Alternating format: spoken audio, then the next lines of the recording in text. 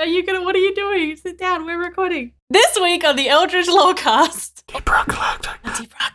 Dwarves in Space, Ben. If you don't give it a name, we're going to give it a name. It came into being from a conversation that Matt Mercer and I had very, very early in the process. And the one place you couldn't visit was Baldur's Gate. You know, the supposed World of Warcraftification of D&D in 4th edition. And just quickly, Teos saying in the chat that they're imagining Sean Merwin's face right now. D&D adventurers are gross people. Randomly, I woke up this morning and now I can hide better than I could before. But I think random encounter tables are a relic. All that and more right now.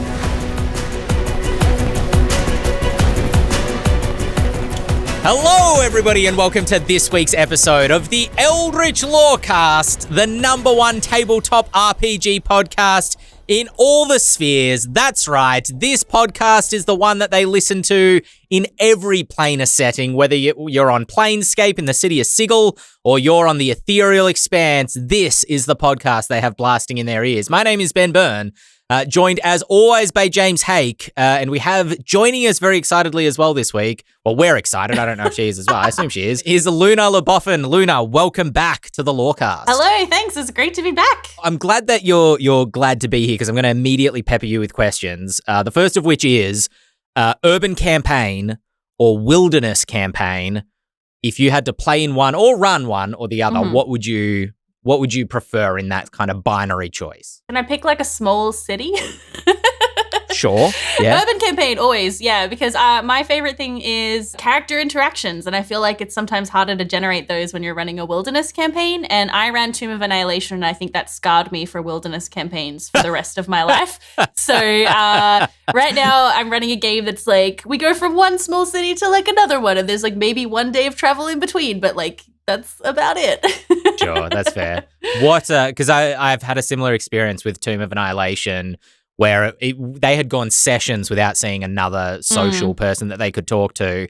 And so I was just like, screw it. I'm just going to drop in the middle of the jungle a Fey shopkeeper who's just like some creature who's got a dinosaur as their pack animal, and they're kind of like this strange traveling merchant who sells to other Fey creatures and other and the wizard that lives in the floating rock heart and all that sort of stuff.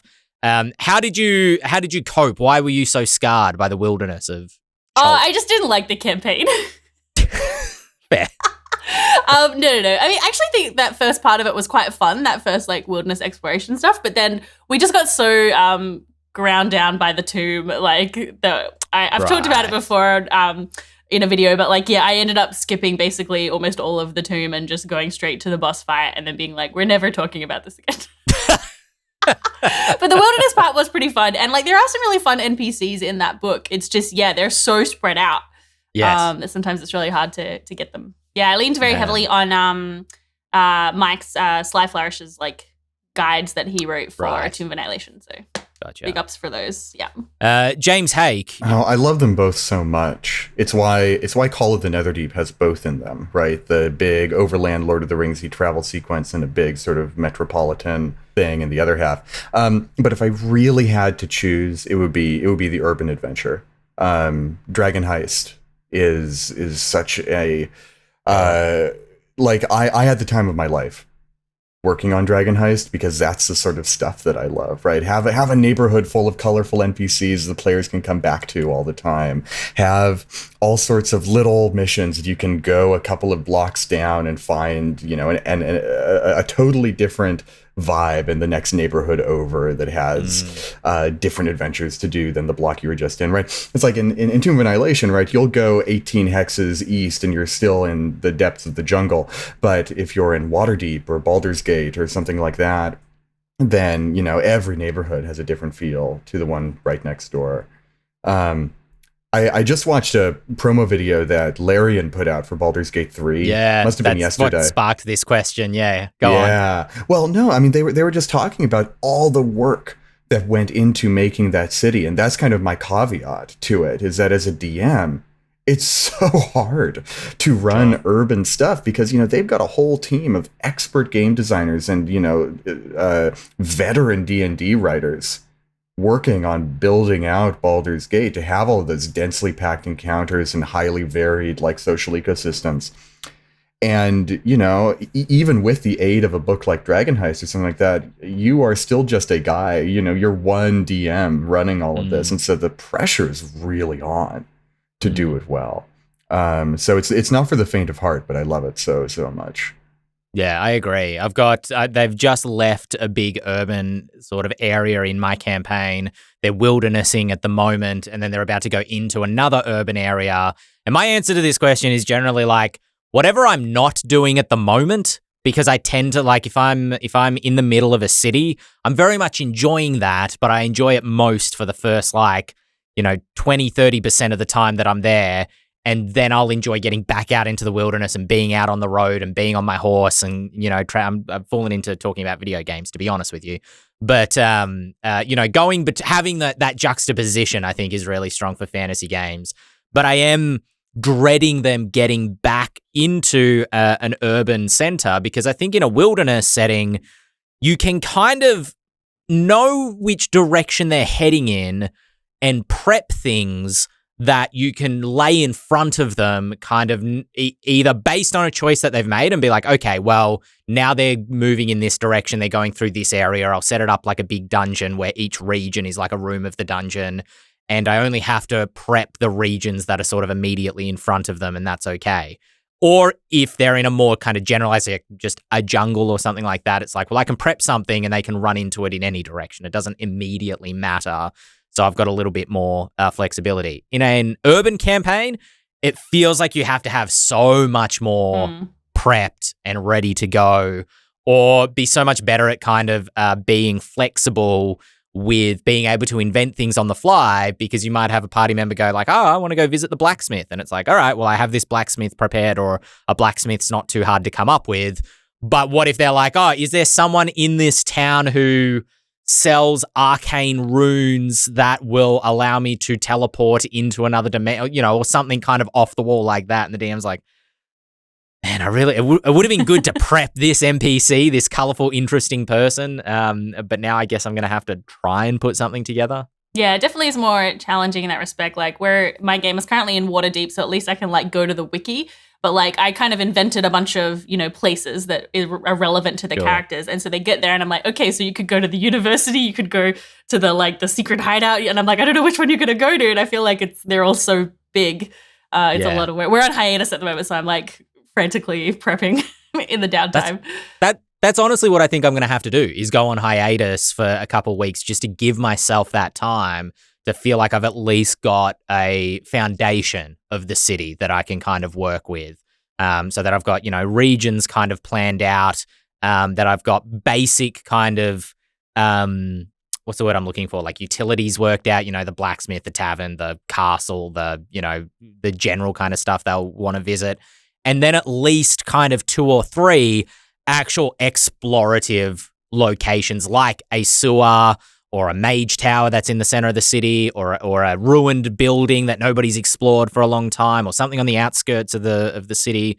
Because I find actually finding adventures can be the hardest part of running an urban campaign, is making it feel like an adventure and not just a session of walking from one shop or one social encounter to the next, to the next, to the next, to the next. But yeah, speaking of cities, Baldur's Gate got shown. It kind of surprised me. I had to double check this with Dante this morning. Baldur's Gate, the video game, which has been in early access for 2-3 years at this point, and the one place you couldn't visit was Baldur's Gate. Well, you will be able to on August 31st, because that is when the game is launching this year, and it looks really nice. Did you watch the video, James? Did you? I'm psyched.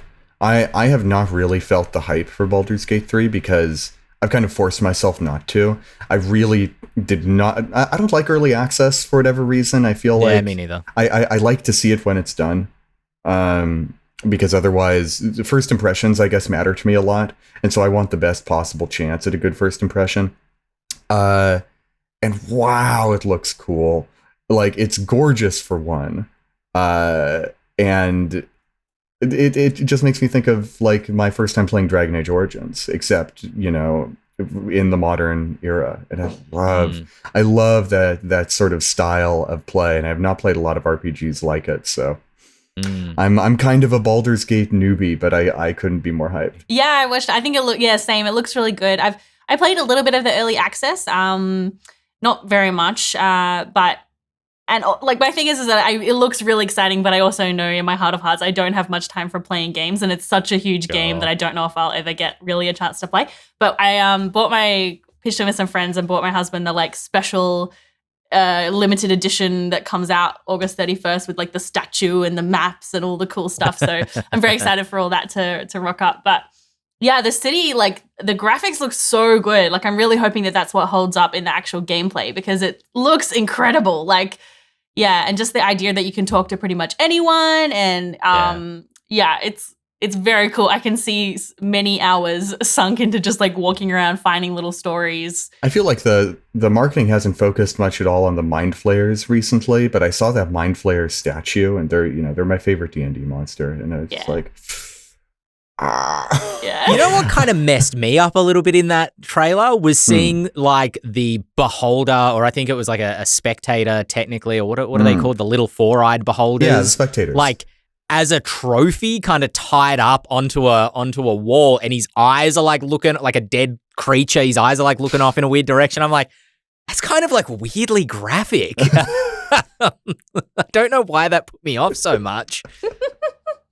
Yeah, it's pretty gross. But the D&D adventures are gross people. Yeah, for the Mind Flayer where like they, show the getting the tadpole eyes and stuff, like that freaks me out. Ooh, that was like super gross too.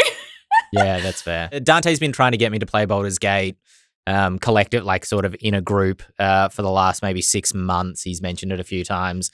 And I was keen, but then I was like, playing group games, like while I really enjoy playing video games collectively with other people. I played Overwatch for maybe a year and a half, the first one. And have gotten into team games every now and again, but they feel like a bit of a commitment, to be it's like having a D&D game, and at the time I was like, I think I'd just rather play D&D at the table with a group if I'm going to make a Thursday night commitment or whatever. But this trailer, like same to you, James, it reminded me of like walking around in Oblivion, walking around the Imperial City for the first time, or walking around Novigrad in The Witcher and just finding all the nooks and crannies and the different quests and stuff. The city of Baldur's Gate looks incredible. I really want to recommend, I'm going to keep beating this drum, but you should try playing Deep Rock Galactic at some point. Okay. Ben. It's a really good group game. It's about dwarves in space, up to 4 players. It's pretty fun and quick too, so it's not like you're dedicating your whole Thursday night to it.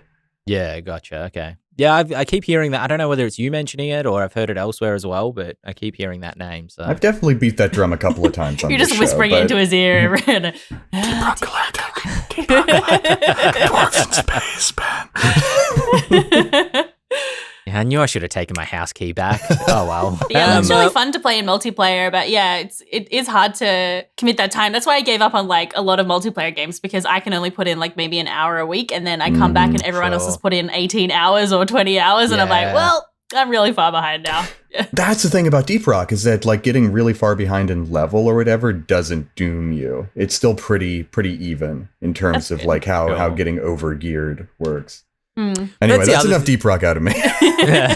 That's the other thing though, is like I really want to be, I'm longing to be just completely immersed in a big fantasy RPG, like with The Witcher, like with Skyrim or Oblivion before it. In fact, so much so I went and bought the first Fable because there was a trailer for the new one of those coming out, which honestly I didn't think looked that great. It was a little not up my alley, but I went and downloaded the first one because I was like, man, I haven't played this since I was like 14. Anyway, enough video games because this is not the #1 video game podcast in all the spheres. This is the #1 tabletop RPG podcast in all the spheres. So we've claimed music, sport, and video games now as coming under our umbrella. And speaking of a place where all things can exist, the Aetherial Expanse Campaign Guide Kickstarter is launching, I think, in about 12 hours from now-ish, or maybe like 13 hours from now-ish. It'll be 10 a.m. Eastern Standard Time. It's midnight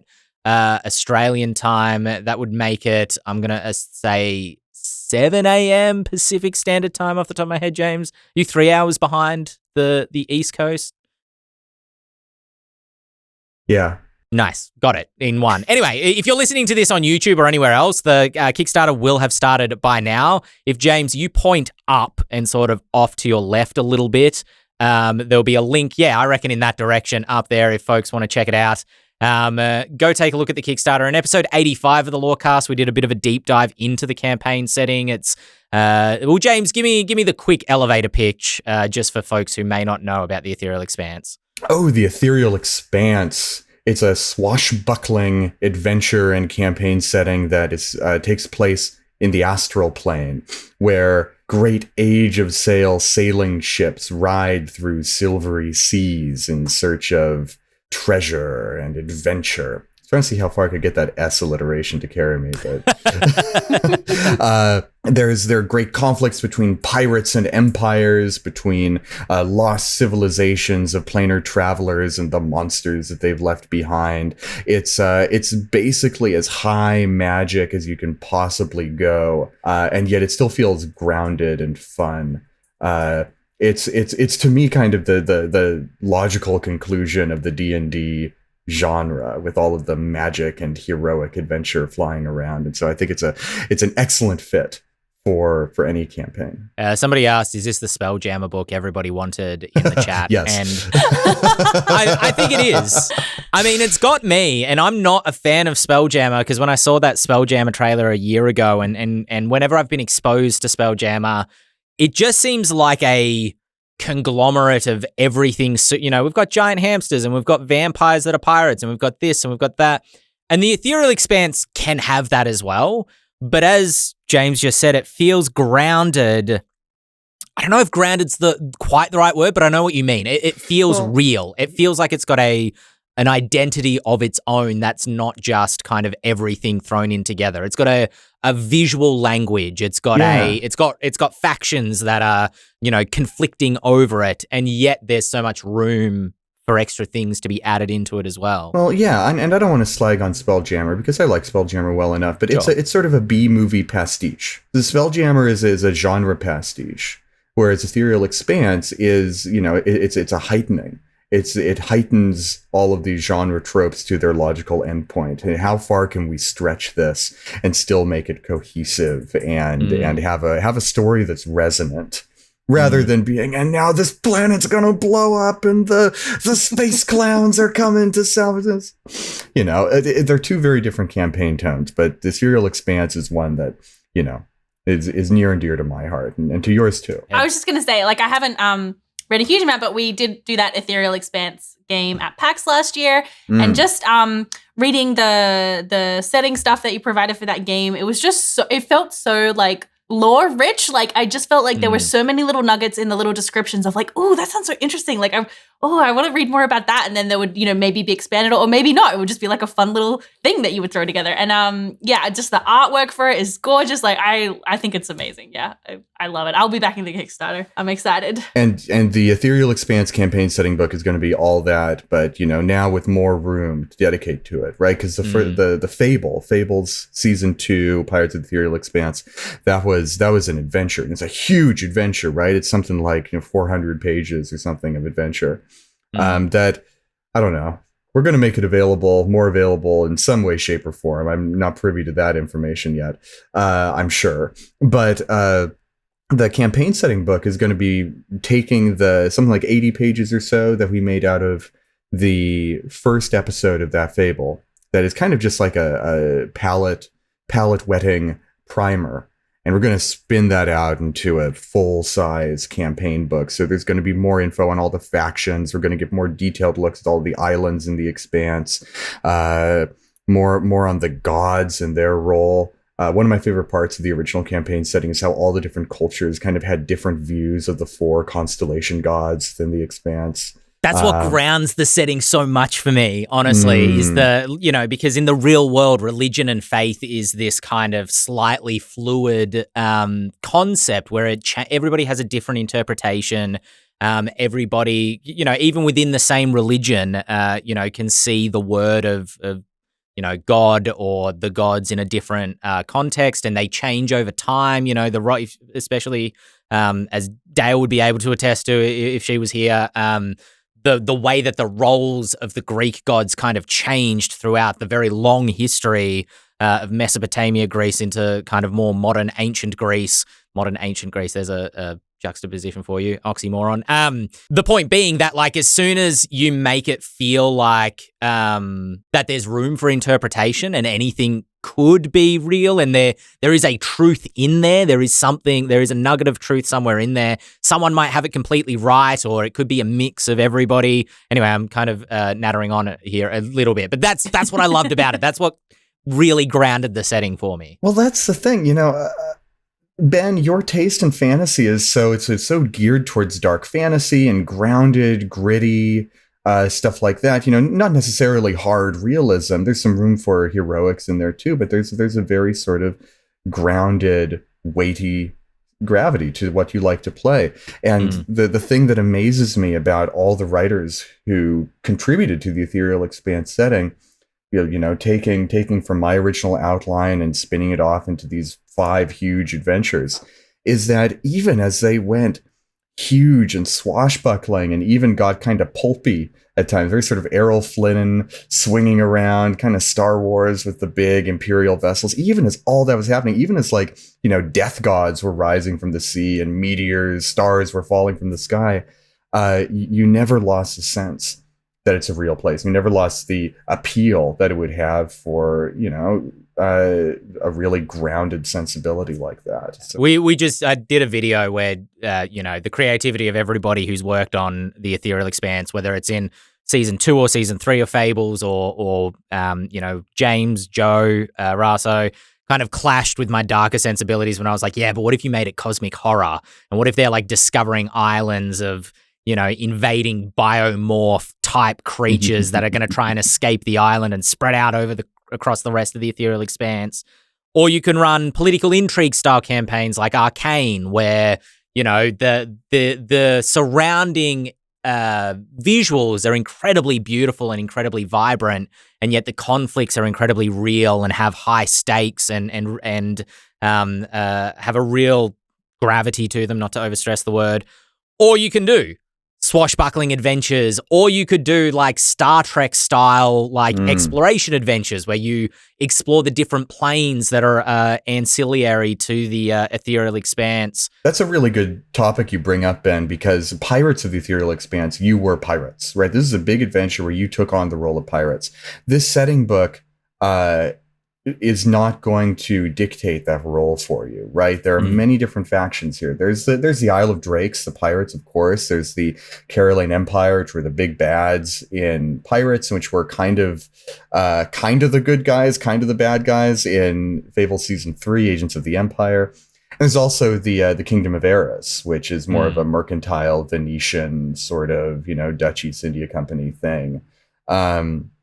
And of course, there's tons and tons of people who just live within the Expanse, whether they're astral merfolk or settlers from one of the different factions, or astral emergents that have crawled from the sea.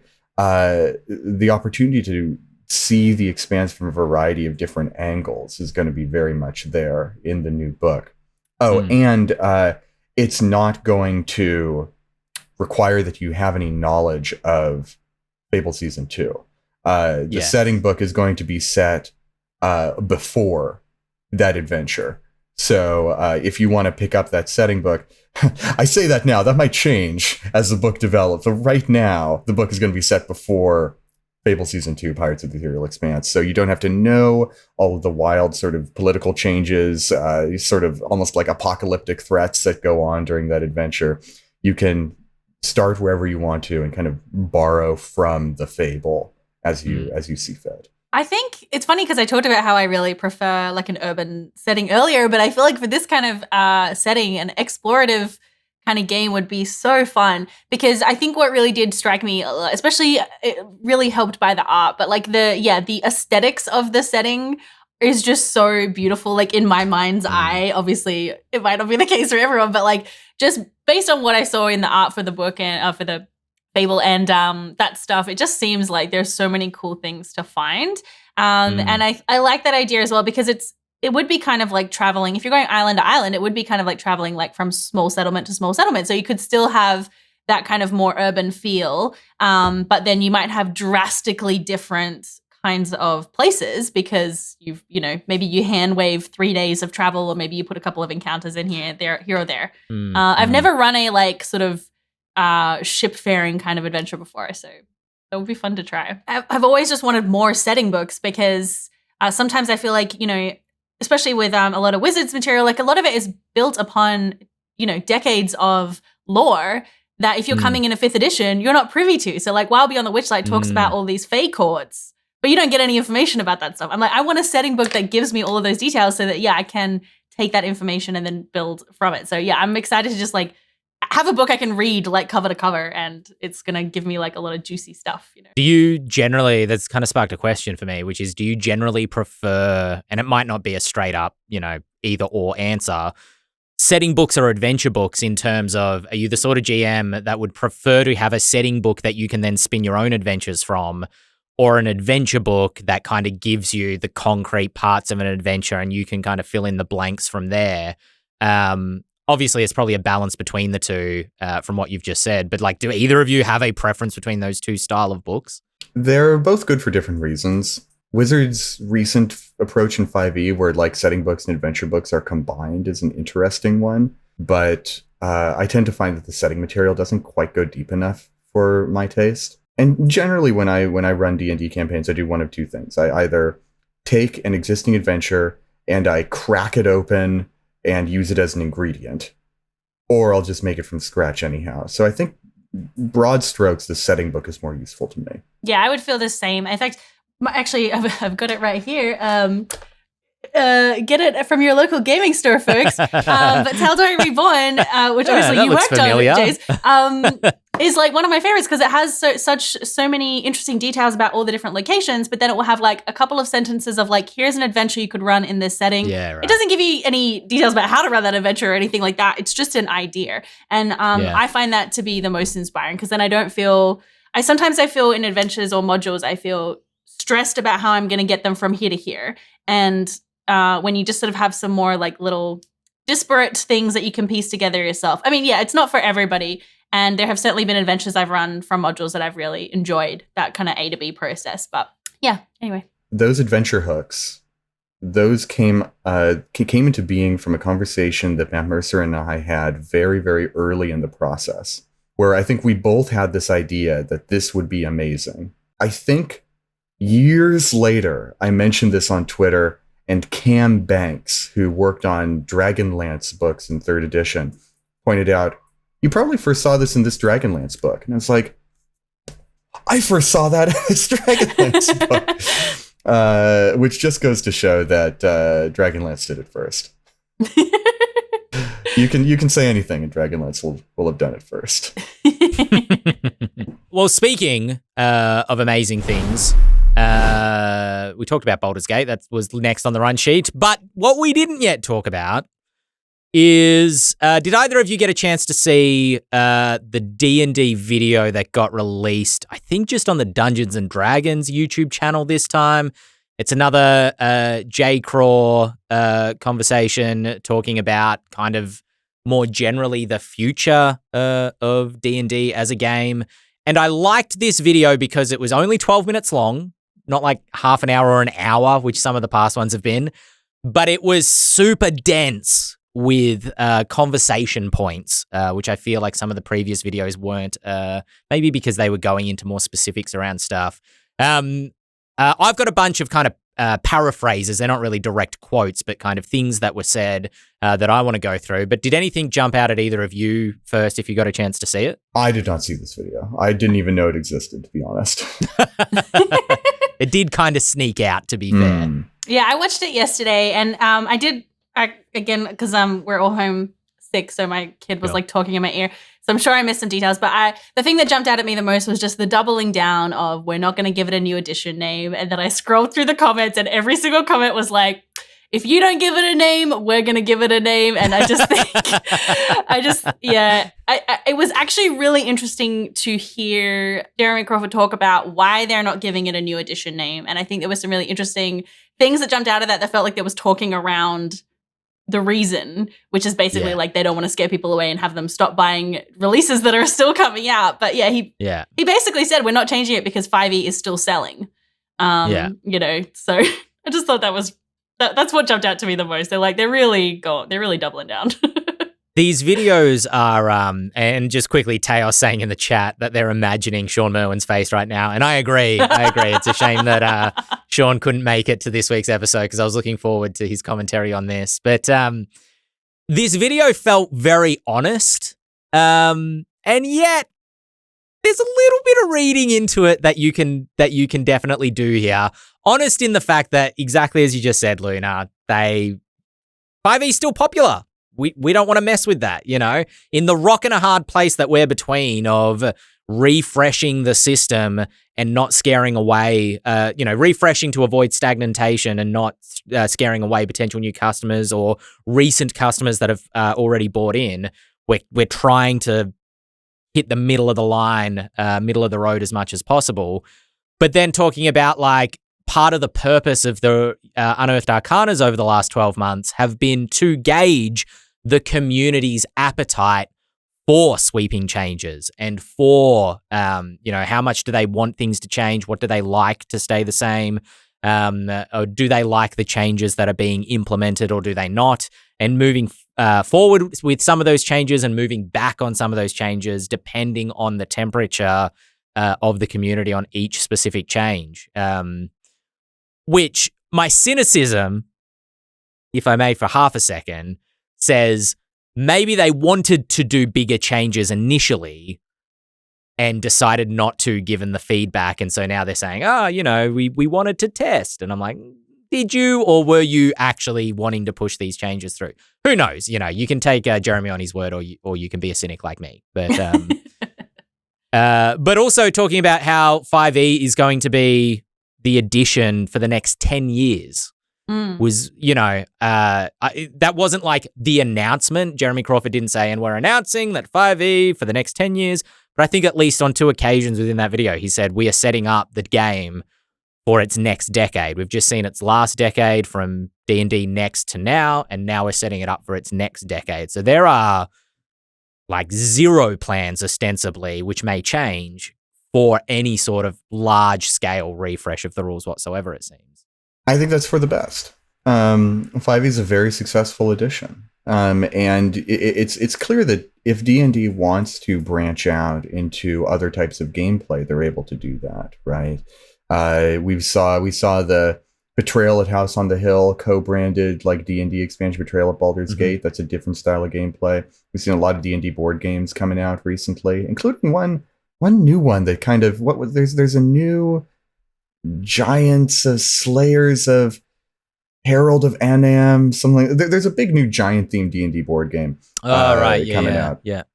And so if we want to have, D&D with different play styles, we don't have to look far to find it. And if they want to stick with this core of 5e that works so well for the next 10 years, I don't think that'll be a problem for anyone. It'll be a problem for a lot of people on the internet, as we've seen, and as I'm sure we'll continue to see. But I think for reasonable people who want to play some D&D with their friends, I think making an enormous change in the way that, say, 3rd edition changed to 4th edition, they've learned well.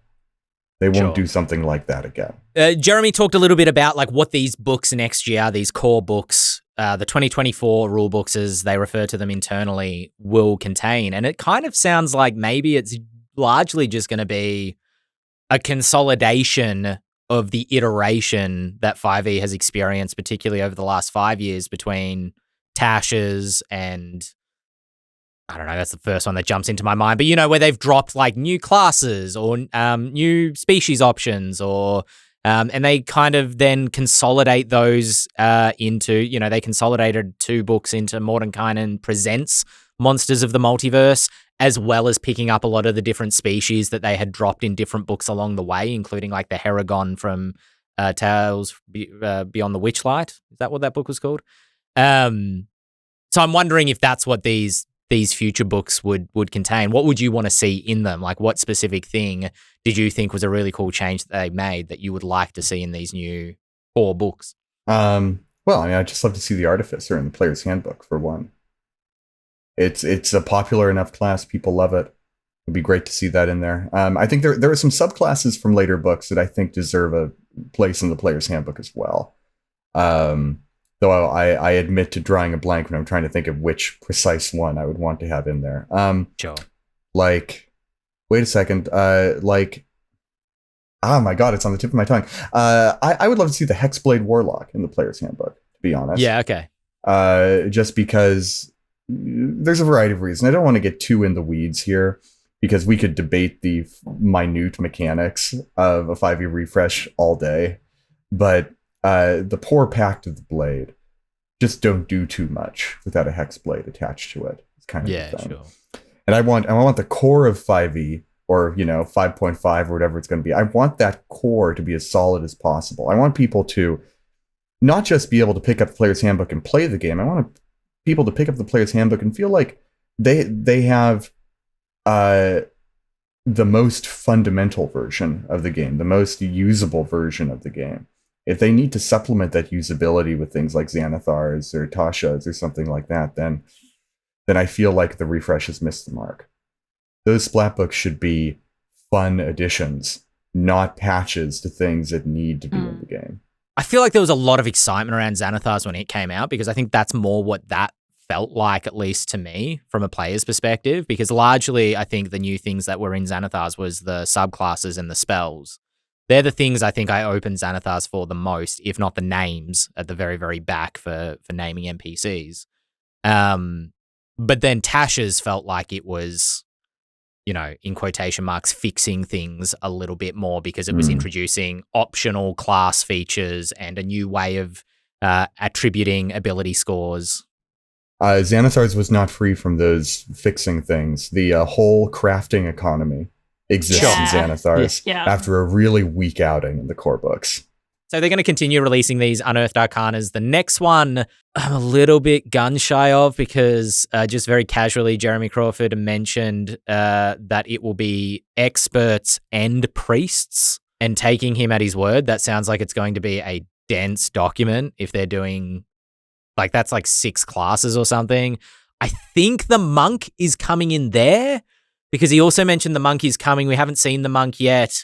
And I think the monk, one of you can correct me, or the chat can correct me if I'm wrong. I feel like I heard the monk being referred to as a priest at some point, not a warrior. Am I making that up entirely? I can't keep you honest on this, Ben. I've got no idea. Yeah, I'm sorry. I have not kept up with the Unearthed Arcana, so I could not say. But it's definitely either an expert or a priest. I can't imagine the monk being a warrior. It's one of those two, though. Well, the reason that confuses me, although maybe there's an explanation for it, is that they talked about wanting to stereotypify the monk away from sort of like Eastern culture that it sits very strongly in at the moment. And we're the Asian class. Yeah, exactly. Yeah, exactly. But if you want to kind of get rid of that mysticism, then why make it a priest, and why not make it feel more pragmatic as a warrior?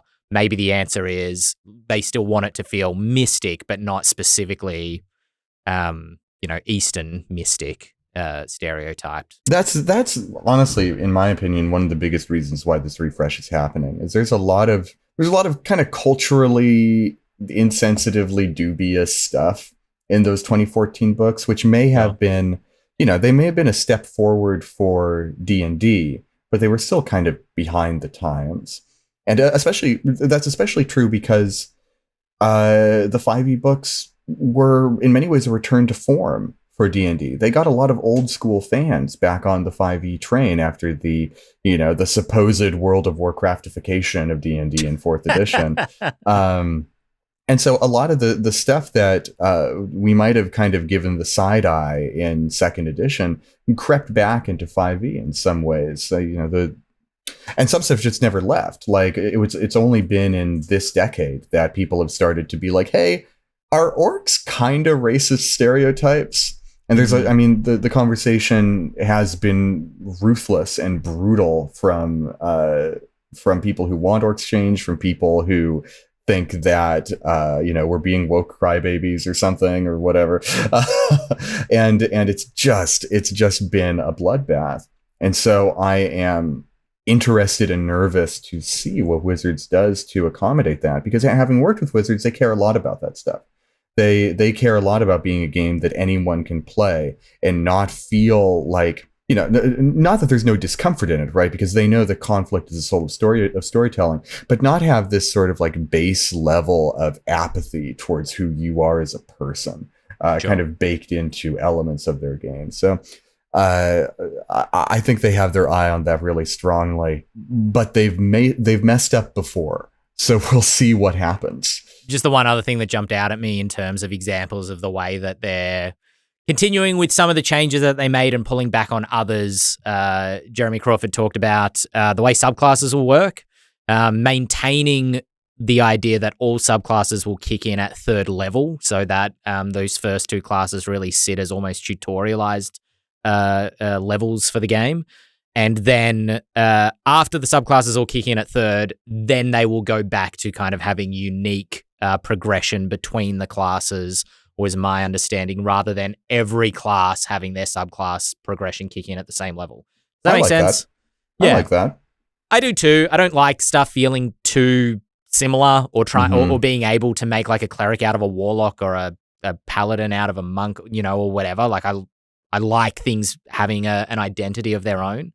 So that's a fine compromise if it makes the game more accessible to new players who are all making that choice at the same level. Yeah, I think it makes sense to get your like core cool powers, just talking from like a beginner gaming perspective at the same time, because if you're starting at like level 2, then like the wizards are gonna get a cool thing right away, and then everyone else is like, well, where's my cool thing? I don't get my cool thing. Like I feel like it makes sense to start it. I mean, I'm not a very mechanically minded player, so I don't really understand the arguments for and against having the progression at the same place. But yeah, I think it felt weird to me that some people would get like more powerful earlier than others. And I know it's supposed to kind of balance out as the progression goes on, but when you're a new player, you don't necessarily have that kind of thought process in your mind. Totally. Yeah, I agree. Just like I was saying earlier, a lot of 5e was a reaction to 4th edition. And one of the big criticisms of 4th edition is that every class felt the same. Every class had powers. Every class hit milestones at 10th, 20th, and 30th level as you progressed into new tiers, basically. And 5e kind of tried to bring some asymmetry back into the game, right? Because asymmetry is a source of imbalance, and 4th edition really wanted a balanced game. Sure. And people felt they overcorrected. And so then the pendulum swung back the other way towards asymmetric balance, and maybe we're going to see a little bit of symmetry creep back in with that standardized start of subclasses, but hopefully keep the asymmetry enough that the classes feel distinct and vibrant and like they have their own identity without so much of that sort of weird friction that comes in when new players are like, but why don't I get the cool thing? Why does the cleric get this at 1st level? I don't have to wait. Yeah, I agree. I think it's a good compromise between kind of both. The one thing I don't like, and this is very nitpicky and specific to me, is the explanation they gave the warlock earlier, being that at 1st level you don't make your pact because you might make a little pact, early on, and then you make your big pact at 3rd level. I'm like, I think a better explanation would be that at the first 2 levels, the warlock's almost more like a wizard in terms of like they are coming in, they found a spark of power. They found an ancient forbidden book that links to a great old one, or they found a copy of like, I don't know, some demonology book that has allowed them to learn the names of demons. And then at 3rd level, that's when your little spark of power has attracted the attention of a greater being to then invest you with proper power and be like, oh, you think that's cool? Check this out, buddy. Yeah. So I'm hoping the mechanics are open enough for that to be the explanation rather than it being like you make a little pact with a fey creature and then a big pact with a demon or vice versa. It would be good if there's some kind of like narrative support for how to implement those mechanical changes, because it's the same thing with like the paladin. It's like you are a paladin, but then you don't swear your oath until 3rd level. So what are you doing before that? It would be nice for them to sort of I mean, maybe this does exist in the player's handbook and I just haven't read it in so long I've forgotten. But like, you know, to have some sort of like, here's a way you can approach incorporating this into your game, you know, if you want to, how to approach that stuff, The other thing this does really well, which I did really badly at my game table, was the quest for level 3. We've talked about this on the Lorecast like ages ago, so I don't know if people will remember. But the idea that when everybody's on level 2, you run a one-shot for each member of your party with a spotlight shined on them that explains how they reach level 3. So the paladin has to make vows, but they don't just like happen to make them, you know, one night in the tavern between rests. They have to go to a church or a sacred grove or somewhere specific to be able to make those vows to get to level 3. The warlock has to go to a specific place to speak to a representative of their patron to be able to gain power. A wizard needs a specific book kind of added, you know, needs to gain some sort of knowledge, et cetera, so that it really bakes the subclass into the story of the campaign rather than something that's just chosen because, I don't know, that one. I woke up this morning and now I can hide better than I could before. Back in vanilla World of Warcraft, there were class quests that would often mark the gaining of a new ability or even like your final class ability. And they were they were tuned into your class and they were really focused on the class fantasy of what made your class special. You know, Warlock hunting for their dread steed. So you had to do this grand ritual that bound this undead steed to your command, that sort of thing, or the paladin steed on the opposite side. And those kind of disappeared at the end of Classic because they were so asymmetrical, and they wanted to kind of bring in, you know, the tightness of the design, stop making content that only a fraction of the game of the player base is going to see. And I've kind of been chasing the high of that for the rest of my life. And so that idea of the class quest, of this is something in story that you must do to gain a fundamental part of your class identity, is just such a juicy bit of gameplay. Yeah. And whoever cracks the code on that, whoever is able to find a way to like manage the spotlight balancing for an entire party of level 3 characters that all want to get their special thing, like, deserves a Nobel Prize. I want to see someone publish something that like handles that well. Cool. Well, speaking of handling things well, we have a couple of emails, and speaking of classes, we have a couple of emails coming in. This first one coming in from Sean. Sean asks, are rogues too selfish? By the way, if you want to email us, podcast@ghostfiregaming.com. Sean asks, are rogues too selfish? Rogue class features are all focused on the rogue themselves. Uncanny dodge and evasion only help the rogue. The way that they set up their sneak attack abilities only really help the rogue do damage. The fact that they can do this massive burst damage helps the rogue kind of kill steal a lot of the time, when the paladin might have done like a huge stroke, or the paladin's turn's coming up and they walk towards the dragon to finish it off. The rogue can kind of snipe it from the side. Are rogues too selfish? That was the thrust of this entire question. Discuss. I'd never thought about it that way before. That is interesting. I mean, I guess that the crux of it, though, is that you're a party and you're working towards a common goal. So, you know, you might have abilities that individually are like, I'm going to sneak and do a stab. But like, that is too often to meet a party goal. I think that, you know, speaking of class fantasy, the rogue is selfish. And I think it's a unity of gameplay and story for the rogue's abilities to all be like, no, I'm looking out for me, right? It's like, think about Han Solo's, right? Like, I care about one person, me, and then he flies off. And if the rogue is just going to be like, see, the rogue doesn't have no abilities that interact with their party members. Sneak attack is often incredibly reliant on your other party members being in position. Their teamwork is in, you'll help me. Yes, exactly. They rely on everyone else, but they don't give back. And man, if that's not the rogue in a nutshell, I don't know what is. Is there any other class that has? I'm trying to think if any of the other classes have that kind of a vibe. I mean, Look, arguably any damage dealing class. I suppose the difference, let's look at the Barbarian, right? The Barbarian, I don't think, has a lot of class features that are communal, although maybe some. You know, if you take if you take Path of the Totem Warrior and go Wolf, Pact, again, I'm just going to keep saying Pact for everything. Then I think you give like Pack Tactics style, you give advantage to everybody if you're within 5 feet of an enemy. That's how it works off the top of my head. But everybody takes Bear Totem because Bear Totem's so much better. But the Barbarian functions as a tank. So they get their hit points and they throw themselves right in the thick of the battle. And so that can, even if they're not explicitly doing so, there's still a benefit to the wizard being able to sit far back behind the barbarian, and any enemy that wants to get at the wizard has to go past the barbarian first. Kind of same with the fighter, and especially the Battlemaster fighter, let's be honest, the only fighter, has a lot of abilities that can give advantage to other people or give attack bonuses to other people.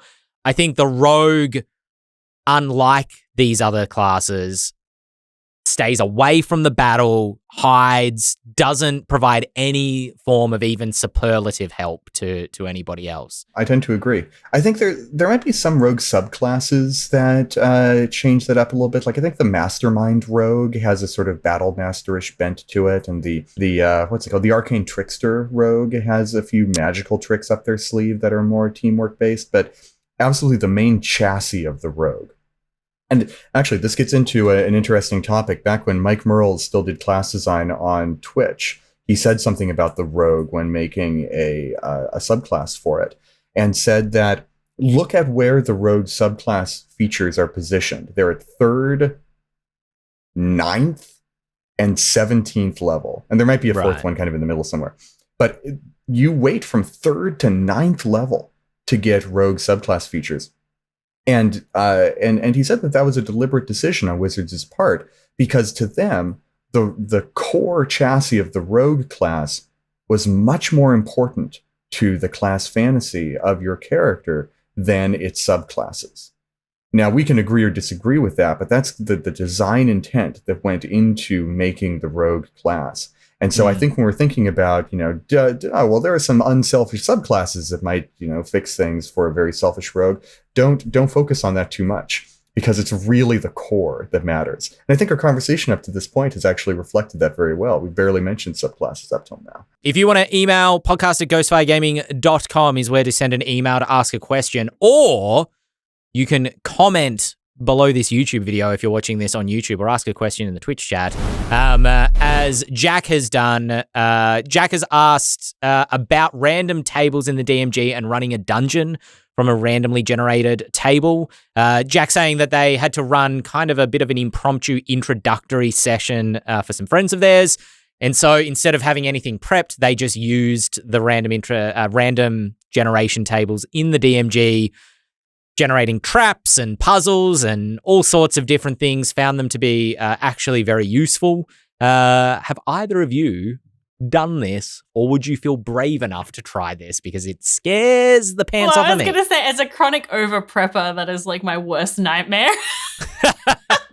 It would be a good challenge, though. I should challenge myself to do it, because I do really want to improve my on-the-fly skills when DMing, and but no, I've never really tried that. I feel like I would, because I'm the same as you, Luna. I feel like I would need to prep the random things myself. Yeah. but they could come at me in any order if I had prepped them. That would be fine. Yeah. If I could randomly generate the order they came in, but I knew what was in each thing, that would be more okay. I've done that, Ben. I've made my own random encounter tables that basically made up an entire adventure and just kind of went with it. And I gotta say, I did not have appreciably more fun than just, running an adventure in a kind of straightforward way. I think random encounter tables, and this might make some people mad, but I think random encounter tables are a relic of a different way of playing D&D, and really do not need to be used anymore. That's my hot take for the day. Yeah, okay. I definitely like that method of like, because I'll run random encounters, but yeah, I've written all the encounters myself and made sure that they have seeds of the story in the random encounter. But I've never really. Yeah. I think for Tomb of Annihilation, maybe I did run a few, just like I rolled on the D100 table or whatever and ran that encounter. But it doesn't feel as satisfying to me as like making sure that it, especially when you have maybe you only play 2 hours a week like I do. It's like, we got a limited time. Like I want everything to feel like it matters. Like there's something there. But for some reason, running like a random wilderness encounter doesn't scare me as much as like running a random dungeon. Like having to know where the traps are and like where the secret door is and stuff like that feels more involved to me for some reason. I think I agree because I use random tables, and again, they're tables that I've largely written myself for wilderness exploring between, if they're going from A to B, if they're going from town to dungeon, let's just throw a random encounter in the middle so it feels like they're going there. And those random encounters can be a combat encounter with like a bunch of goblins that waylay them on the way, or it could be as small as a bear trap because, there are hunters in the area that leave traps for deer, and the dwarf happens to have stood in one, and now they're stuck there for the next 10 minutes while the party try to get the trap off their leg. But I think the difference with the dungeon is that the dungeon needs to fit together. Whereas the wilderness, if it's a forest, it's just these could be happening in regions. They don't have to puzzle piece fit together in a way that like geographically makes sense. Does that make sense? Random encounters are just, they're story beats.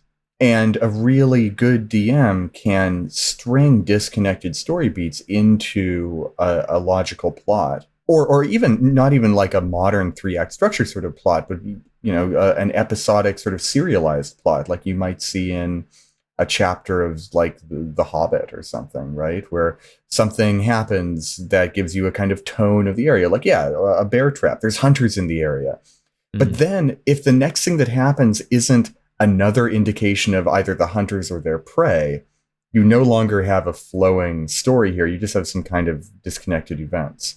And if you want to play a game that is more, that is realistic insofar as it's kind of like these are just things that happen in the world and you've got to deal with it, then that's one thing. But I think even that kind of story is helped by a subtle dose of narrative cohesion. Because like our brains are trained to like stories. If you can find a way to tell a story in a way that feels natural, you should do it. And I don't think random encounter tables are particularly conducive to natural storytelling. Sure. Yeah, I guess it really depends on your style of play. Like if you're playing a more, combat-focused hack and slash, then like I can see it would fit really well and it would probably reduce a lot of the prep time for the DM. But yeah. Luna, I have a question for you. I hope you don't mind me asking. What's your cat's name? Because I can just see the top of their ears peeking into frame. This is, she's going to leave because we've perceived her. We've mentioned her. This is Marigold. I've got another one, Clementine, but I don't know which. This is very rare. She never sits on my lap. Like, she does not like to be pat or touched very much. So this is you're being blessed, everybody, on the podcast. The rare occasion. It's a rare blessing. Well, if folks want to receive that rare blessing again, potentially in one of your videos, Twitch streams, where can folk find you? You can find me everywhere on the internet at Luboffin. I stream on Twitch regularly. I have a YouTube channel about Critical Role. And I am also on Twitter sometimes. Less and less these days. Have you? Yeah, me too. Have you played or tried or had a look at Candela Obscura yet? Just quickly, as a resident. I've read a lot of the quick start guide, not all of it, and I've watched the first episode, but I haven't actually had a chance to play the game yet. I had a game planned and then had to cancel because of as you do when you're scheduling. So yeah, I haven't had a chance to play it yet. But I'm intrigued. Yeah, I'd be intrigued at your notes after the fact. Because it is one of the third-party games that has caught my interest genuinely as well, where I'm going like, I might like to try that. I reckon I could read that quick start guide and play it tonight if I wanted to. It is a lovely quick start guide. It's very nice to read. Like, it's all laid out very, very nicely. Yeah. I've enjoyed it. Well, you can find the Eldritch Lorecast. We're here every Monday at 7 o'clock Eastern Standard Time or 4 p.m., 7 p.m. I should say, or 4 p.m. Pacific Standard Time, 9 a.m. Australian Eastern Standard Time, or wherever else you happen to be in the world. I know we have people joining us from the UK and all around. So thank you so much for joining us. We're also on YouTube every single week. I'm never good at doing this stuff. Our handles are below our names if you want to find us on Twitter, although honestly, we don't hang out there much anymore. So good luck. Anyway, we'll see you next week. I've been Ben Byrne here with James Haig, Luna LaBoffin, and we will catch you next week. Bye. Ba-ba-da-ba-ba-da. Ba-ba-da-ba. Ba-ba-da-ba. Yeah. Nice. Get into it there, Luna.